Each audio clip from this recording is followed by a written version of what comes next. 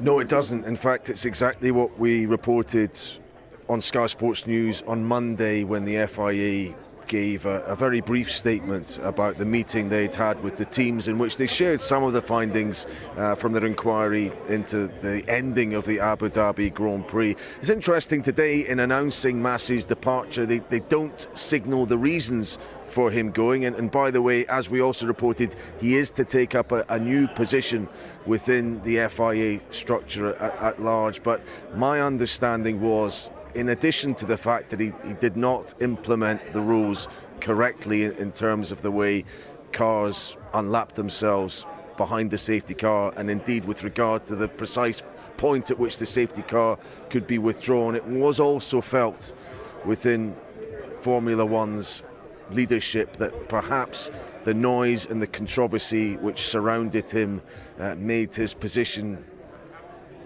as the race director, which has to carry authority with teams and drivers, as untenable. So he has moved aside, and he's to be replaced, as we said, with two individuals: Eduardo Freitas, who was formerly in the World Endurance Championship, and Niels Wittich, who was the race director for the German touring car series. So two individuals who will rotate as race director. They're to have backup as well, and there's also to be a remote stewarding panel to double check all of the decisions within Formula One, as Mohammed Ben Sulayem, the FIA president, explained, in imitation of football's VAR system, to try and ensure that mistakes aren't made, especially in such circumstances as we had in Abu Dhabi.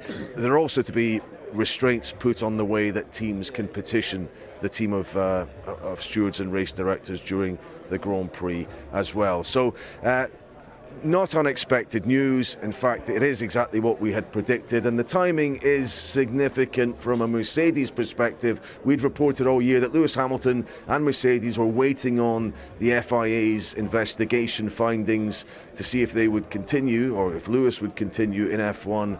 Well, this comes just in advance of Mercedes' launch for 2022 on Friday, at which Lewis Hamilton will be present and will be addressing the media at 11 a.m.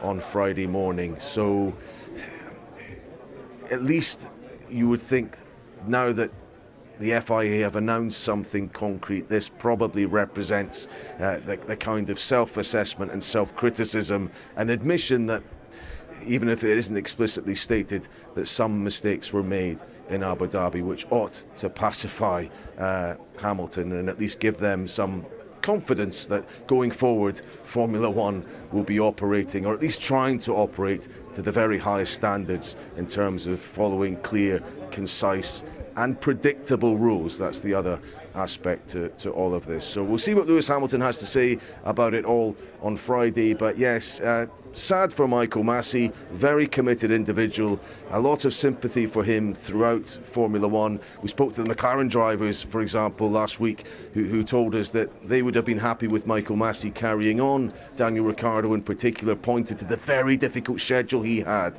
overseeing all 22 race weekends, as well as checking all the safety aspects of Grand Prix too.